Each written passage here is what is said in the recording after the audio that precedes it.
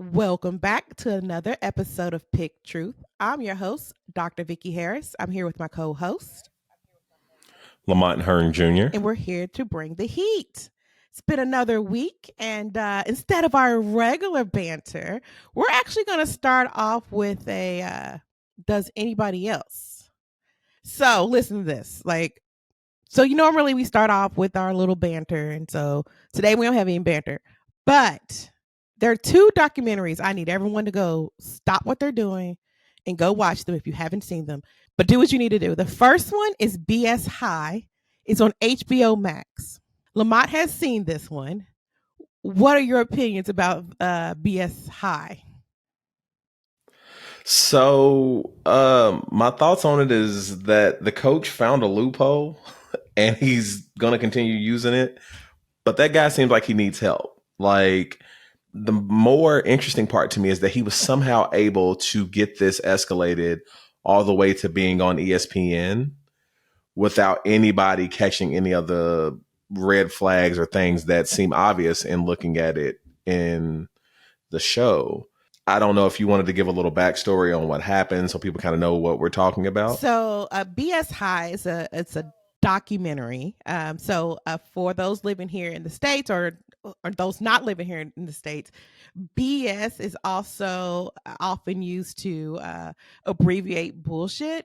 So it's kind of a clever pun on words, but it's called BS High because the name of the school, I want to say, was Bishop Sycamore High School. And so Bishop Sycamore High School was essentially a high school that was not legitimately a high school. They had a football team, no classes. And they had players that were, of course, underage, like in the high school age range, as well as those that had JUCO experience, which is junior college experience. So even people that had JUCO experience in football, which, you shouldn't have a 22-year-old squared up with a 14-year-old, maybe, unless, But so ultimately, this guy, Johnson, what was his name? Was it Roy Johnson, Rob Johnson? Last name Johnson. I'm not gonna lie, I'm drawing a blank on his name. Yeah. I know his last name is of Johnson of some sort. So this guy, basically, I don't even know how else to describe it. He created this fake team. He did everything he could to finesse the players, finesse people around him. He like one scene talks about how he would go and order 50 rotisserie chickens at a restaurant or a grocery store, but never, like, for lunch, but never go pick them up. And then at the day he would go buy them for, like, I guess, like, half price or something, because he knew they had to sell them off before they could actually, before the end of the day. So, like, that was one of his cost saving mechanisms. He was billing like hotels. They had like a net 30 payments and things of that nature, which essentially means like you can pay like 30 days from now, 60, 90. And so he just treated it like it was free money. His name was Roy Johnson. I had to go find it. His name was Roy Johnson. It's sinister. I think that's the terminology that I would use. And he is a reaper. Like, if you did this level of behavior, you don't tell nobody. But this fool was happy to be on a documentary. And the worst part that I'm leaving out is that he really leached on children that are in socioeconomic down spirals or lower socioeconomic experiences, without fathers, without help, and making them believe that this was going to be their chance to get to a D1 university. Some of them have given up football altogether. Like, he had these children stealing from Walmart, beating people up. Like, it was, I mean, at some point he took a car and intentionally ran over geese. Like, the man is like insane. And it sounds so unplausible, like unrealistic. But so I highly recommend BS Hives on Max. I'm sure somebody has bootlegged it on YouTube by now. Like, go check it out. It's worth every second. And then come back and tell me what you think. And if you've already seen it, messages at me on any of the social media channels, like at Pick Truth. wherever you list, wherever. So Insta at us or DM us and tell me your opinion, cause or go to our Facebook group and talk about BSI there because Craziness. yeah, it was bananas. Now, what was the second one? The second one is now that one is available to everybody on YouTube. There is a very famous gospel singer, famous for my peoples, named Kirk Franklin. Pretty famous on our standards for Black people in that know gospel music. So very famous, very heavily awarded Grammy artist. He did like a 30-minute documentary called Father's Day. I think it's called Father's Day. And essentially, this first started, he was doing like the behind the scenes of like his 10th, 12th, 17th, I don't know, album. And so, he's videotaping people. Well, he is adopted. And he talked about, that situation. And he's adopted and he knows who his mother is. And he got adopted at 4 by like great aunt so and so, right? It is a very heart tugging. I cried most of the whole entire documentary. It's really worth the watch, especially when you think about father son dynamic as well as generational trauma and curses. Because Kirk Franklin has a strained relationship with his own biological son, and the relationship that he didn't have with his biological father, because all the things, I don't want to reveal it. Go check it out. But what I wanted to spin on, or kind of pull the thread on, because it's my favorite scene, it was the mama. That's what it was. So his mom, biological mother, Deborah, because ain't nobody calling her mama at this point. Deborah was a complete and total asshole. Like, she refused to believe the DNA test, multiple DNA tests. She just couldn't be there for him. And like, there was no rationale. Like, I'm going to tell it all the way. I'm going to say, go watch that documentary. It really gives you a line of sight into some of the, again, these repeated processes. Oh, I know what I was going to say. So when he was adopted, I apologize, I get on tangents. Get over it. So he's adopted by like great aunt so and so. He know his mama is, right?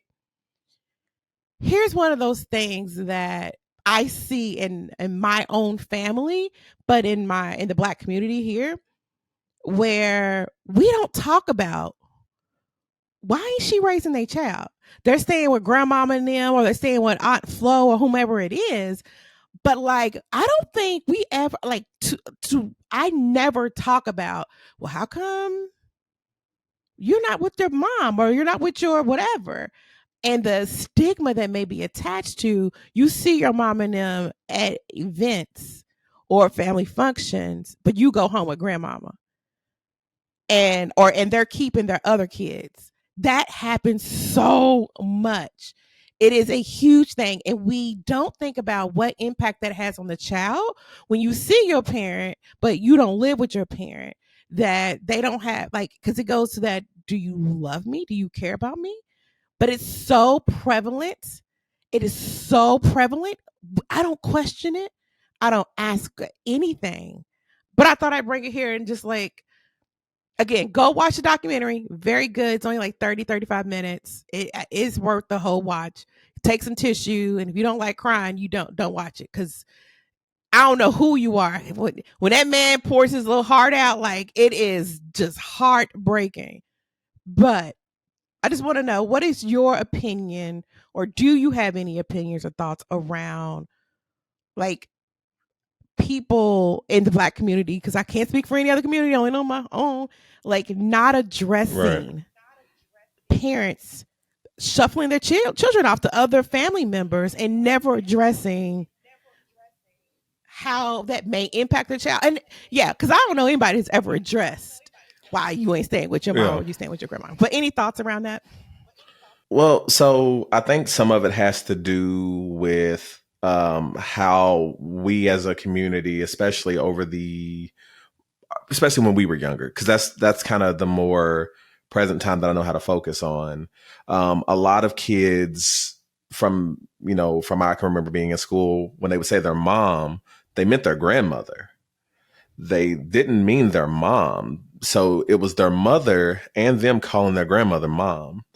And for a lot of those kids, rather than addressing those emotions, they would just hold them in. And I think part of the reason why in our community we tend to do that is there's a lot of shame when it comes to a lot of those type of things. And instead of responding to that by dealing with it and working through it, we tend to just hide it. It's just like the situations with a lack of a father being around, or what actually does happen to a kid when they are still raised by the mother who stays. We tend to always look at those things with certain lenses and never understand that there is a lot of nuance there. We want to make sure that the person who stays, whether it's the mother or the father, they are looked at as the gilded person, the person who should be appreciated and applauded, regardless of whatever impact that they have on their children that is negative. And the person who leaves, we always go, that person is the reason for whatever issue comes. And a lot of us had big mamas, G mamas, grandmothers, sometimes great aunts who would take on the responsibility of raising someone else's children because they were taught, even as kids, we look after family.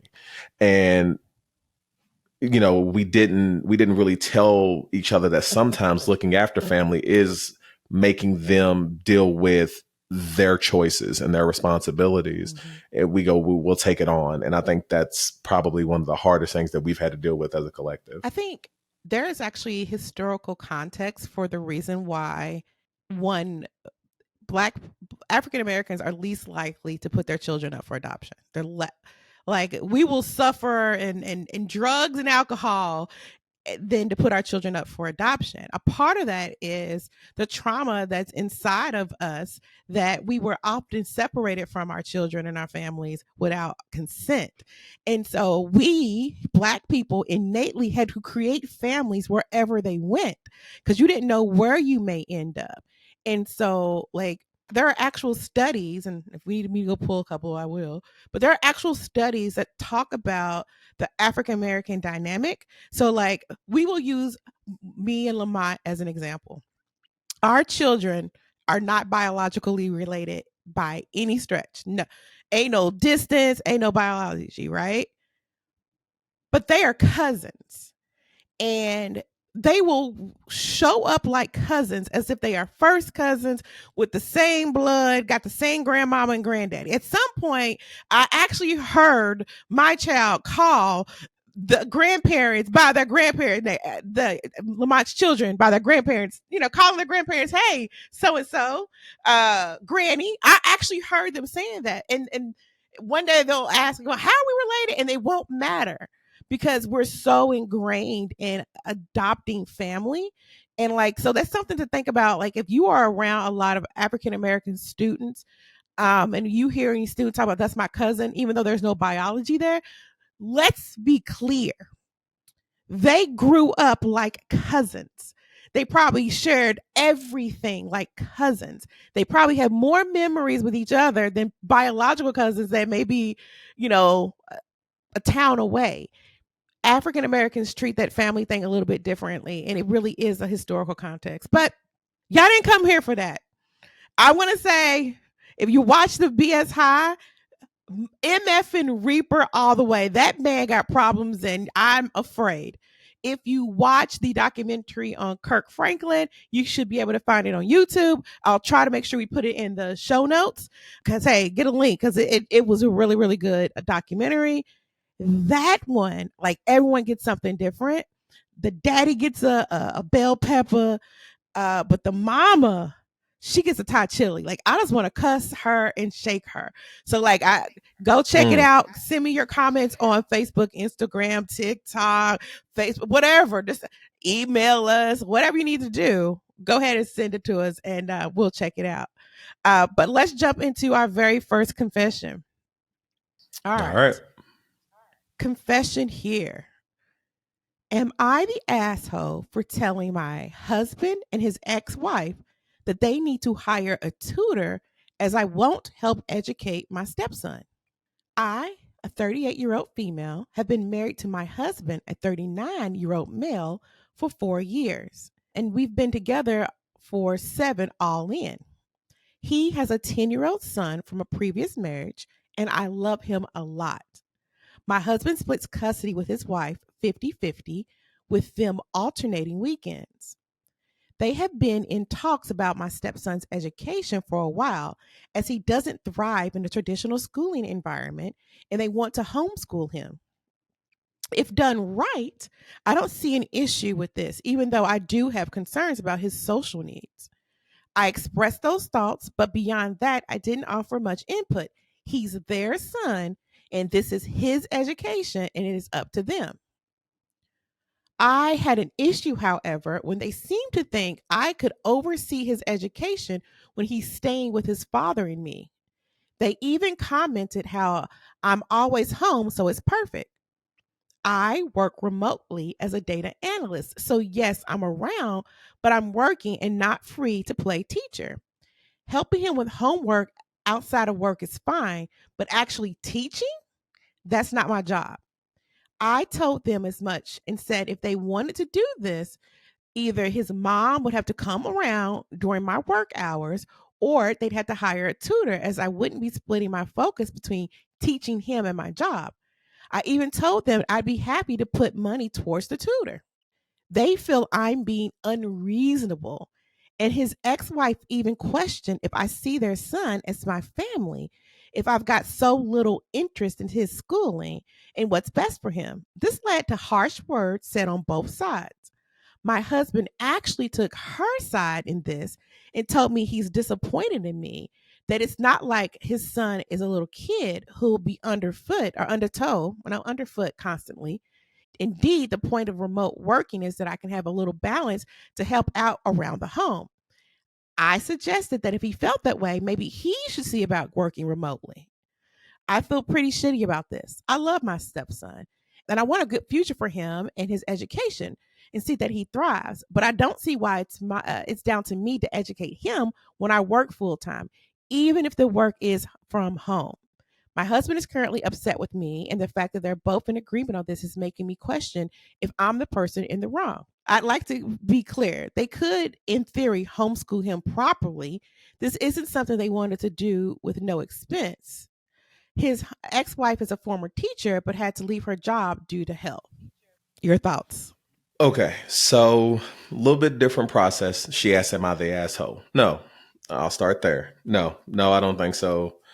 For a couple different reasons. So there's this thing that I've noticed since COVID with the work from home thought process for people. For those who do not like the notion of people working from home, they prefer people in the office. They tend to only think of and only create negative references to working from home rather. Um, it is not a vacation. It is not free time. The biggest thing that I've noticed as a person who does have the ability to work from home is that my breaks are no longer me sitting in a lunchroom with headphones on, or sometimes talking with people very rarely that I wouldn't speak to any other time. That's the biggest change. Is now I'm able to do certain things at home on my breaks rather than having to be at an office location or having to run from the office somewhere real quick to go grab something. But as far as her feeling bad, I feel like they're making her feel bad rather than it being anything that she did wrong. She's willing to put in money towards him getting a tutor. The mother, the biological mother, is a former teacher. And the fact that they did not even consult her on her position on whether or not she wanted to do it is why I don't feel like she's wrong. You can't just dictate to someone that they're going to do it. It's like if, let's just say, for example, you were a chef and your husband wanted to do a dinner and he's just like, oh, yeah, she's a chef. She'll cook it. And he just tells everyone you're cooking without consulting you, without communicating with you at all to see if you even want to do it. Just because you have the skill set does not mean that you are required to fulfill that need for them. That's my stance on it. As far as her confession, our ratings, to me, it's a bell pepper, but it's a tie chili for the husband and the actual mother, for them to even be going there and even feel like they have the right at all to tell her that she's not showing interest. Like, if I'm actively saying I'll help with homework, I'll help pay for the tutor, I'll do all the things I can to be a part of this family to help, but that does not mean that you all get to dictate that without consulting me at all. That's not okay. Point blank, period. I this was done because absolutely. I want to say this public service announcement for all work at home employees. This is for you. Everybody who doesn't work from home, we still working.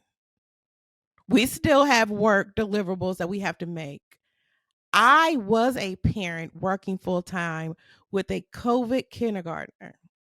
Yes, different because it's not the same age, but teaching is a skill that we recognize that I don't have at the elementary level or middle school level or dumb high schoolers. I'm probably post secondary education kind of girl over here. But I think it's rude to assume that she has the capacity to do so. And you don't know her situation. You don't know if they have one of the little, your mouse got to be moving every 30 seconds. Because some people actually have that kind of level of monitoring on their work at home situation. But I think they're being unreasonable. And I have to agree. It's a mal on her. Like, you didn't do anything wrong. And the fact that you offered to, I think whatever the woman said that triggered you in harsh words were explained. Maybe that's where there was some fault on your space. But in the future, that's not true. Sometimes, folks, you don't have to respond. You don't have to prove that you're right. That's inaccurate. Let them say whatever. That's not true. I'm not going to have to. I'm not defending myself, and I know it's all situational. Blah blah blah blah. Anyway, bell pepper definitely for her, and a Thai chili for the mama and daddy. That's your kid. And like, she was respectful. Like, hey, you can come here to our house and do what you need to do. If that's what you want to do, cool. And then like, hey, let's get a tutor. And then it's, hey, you work from home then, and you can recognize that I still have a full-time job, and you want me to go teach a kid who's already having educational issues. Why would you even want me in that position? Why would you want to set your child back and put me as as the teacher? Like, I thought you cared. That's how you turn it. I thought you cared about your son. All right, what do you got for us, Lamont? All right. My first confession is titled, I peed in a dresser drawer on a Carnival cruise ship. This was back in 2009. I had to have been sleepwalking or something, because to this day, I truly cannot explain to you why I did this. I just did it. I felt fully awake and I knew exactly what I was doing. I had to pee, so I was going to go. That was my mindset. I wasn't drunk. I was 13 years old. I did this at like 3 a.m. in the morning. My cousin was sleeping in the other bed and thankfully was not woken up by the sound of piss hitting the wood for a solid 15 seconds. LOL. It was the bottom drawer. I just kneeled down and aimed my pecker in the drawer. Then after I was done, I came to my senses and I tried to soak up all the piss with an entire roll of toilet paper that I unraveled frantically. I soaked it all up, but the drawer still kind of smelled like piss afterwards. It wasn't truly clean. I'm so glad nobody saw me do that. My family would roast me forever. LOL. Honest to God, I can't explain why I did that. I have no idea why I didn't just take 5 more steps and use the toilet. It would have been really fucking awkward getting caught in the act or trying to explain what I was cleaning up. I can't hear you. That was an interesting confession. Like, I appreciate that he explained that he doesn't know why he did it, because that would have been like, why you do that? Like, what was wrong with, why'd you do that? But Right. I'm going to go with Poblano, because this could irritate somebody. Halfway, only because you literally are like, if you were asleep and you really didn't know why you did it, am I not giving you a side eye and a jalapeno? But I'm giving you, your truth could irritate others, a Poblano, because, yo, son, that's nasty. Other people gonna put their clothes in there. Now I was on a Carnival cruise before, like multiple, and like, I don't want to think about that. Like, I already want to have to Lysol down everything. I don't want to think why'd you pee in a drawer? Like, but he said like, this is one of those times, like, he said he don't know. He don't know why he did it. I don't know why. At least you try to clean it up. I appreciate that. At first, I thought, I kid you not, I thought you were going to say he was drunk. And then you said he was 13. I was like, you shouldn't be that drunk where you're peeing in drawers on a Carnival cruise. That does not seem like the right move. But that's my rating. What do you think? Yeah, no, I actually kind of agree. To me, it's a poblano. I do wonder. He said he believes he may have been sleepwalking or something. I'm just wondering what day this was on their cruise. Like, was this night one? Because at some point, I would assume that smell may, start to permeate a little bit. You might end up starting getting a little bit more odor. And, I would just wonder, because like you said, if the drawer he didn't mention anybody's clothes being in that drawer. So I don't know if everyone was just continuing to live out of their suitcases Yeah, the or not. drawers. And I've never been on a cruise. The drawers aren't that big, but yeah, it does get humid in the mug in those cabins. Like it can get humid depending on how big your cabin is. I don't know. Mm, Mm. It. mm. I hate to think about all the things that have been done in a Carnival cruise cabin. So I'll leave that one to myself. All right, I'm gonna go over to my next confession, or my last confession. Odd enough, this has to do with urine as well. I peed myself while getting a tattoo. I was 23. A 23-year-old, was at my tattoo appointment, and it was a fairly large, intricate tattoo on my thigh. It took about 8 hours. So, like any other hydrated human being, I eventually had to pee. I told my tattoo artist, and she said, okay, but don't let anything touch your tattoo. I can see the problem here. So I quickly walked into the bathroom trying to obey her orders. Instead of carefully pulling my shorts down over my tattoo, just kind of move them to the side of my crotch. Of course, I didn't move far enough and ended up peeing all down my leg and into my shorts. Luckily, I was planning on staying the night at a friend's house that night and had an overnight bag. I had to call the tattoo shop from ins- I had to call the tattoo shop from inside the bathroom to get my tattoo artist to bring me my backpack to change into my pajama shorts. I just told her that they were more comfortable to lay in. Life really would be easier with a dick. Sorry. Oh, wow. Nah, that's hilarious. Because as you were telling the story, you said thigh tattoo. I will admit, I immediately thought woman. And then once you start talking about the way that they stated that they peed, I was like, if a guy's having this issue, bro, we got to have some conversations about how you go. How are you doing this? But as far as our ratings, it's a bell pepper. It's very much a mild truth. The only part that I was even remotely irritated by, and I guess it's just because in the moment I'd be like, I don't know.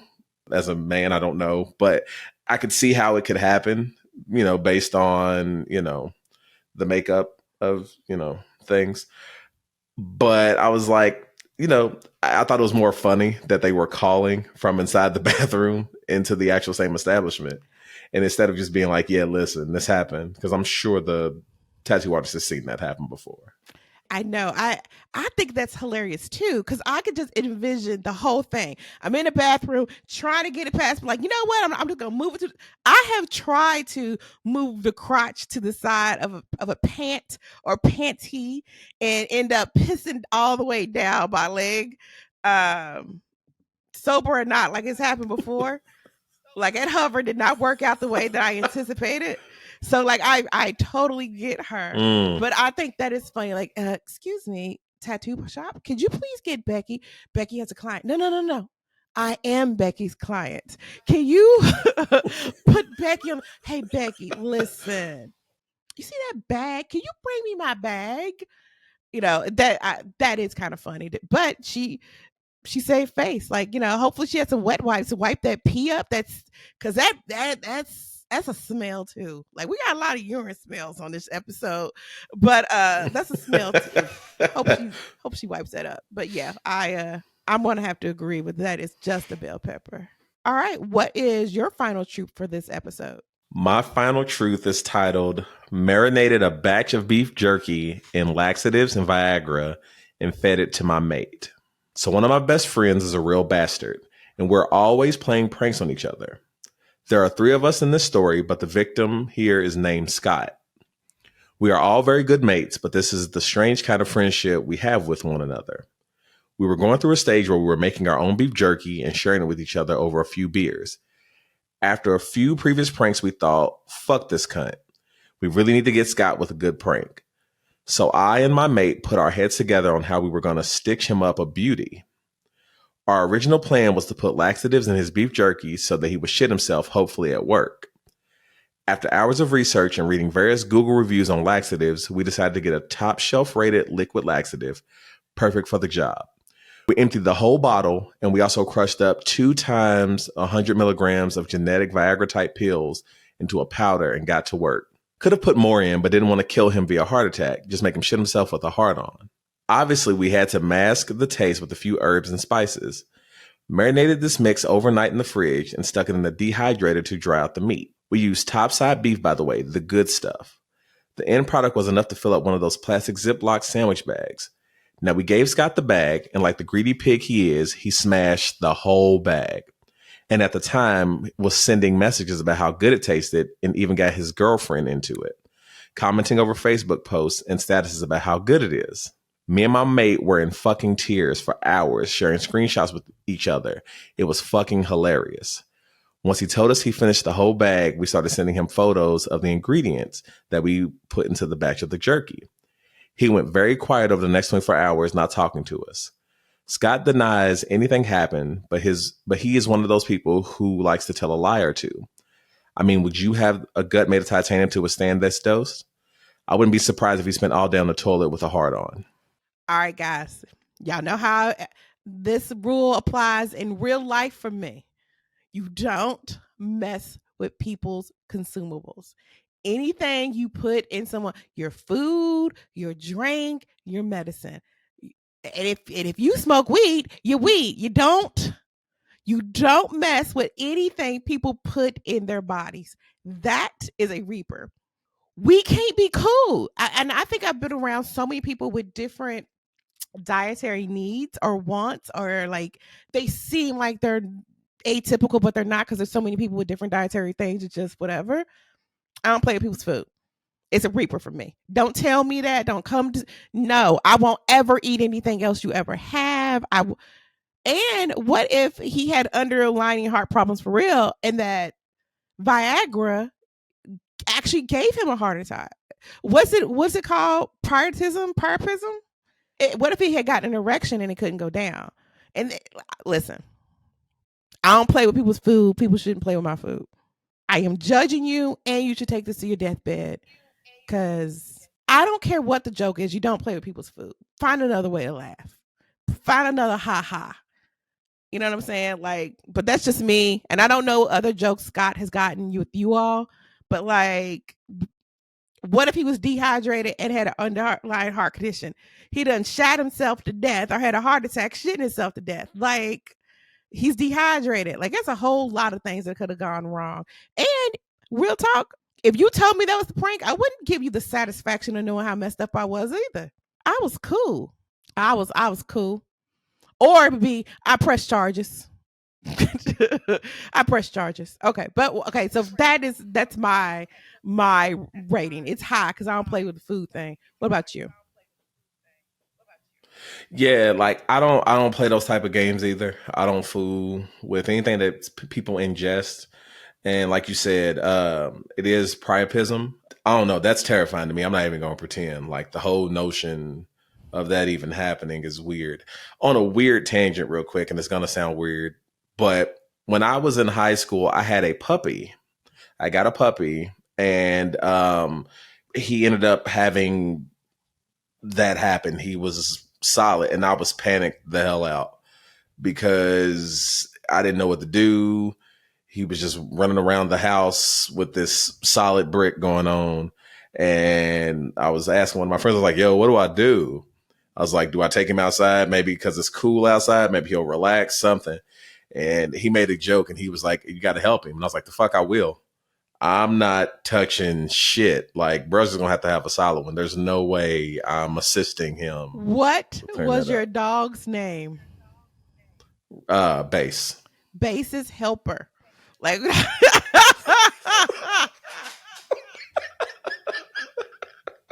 nah. Nah. Hey, I just Couldn't want you do to, it. I'm gonna be honest. The way that our friend group is set up, you could never tell us that you jacked off a dog and didn't participate like a normal human being.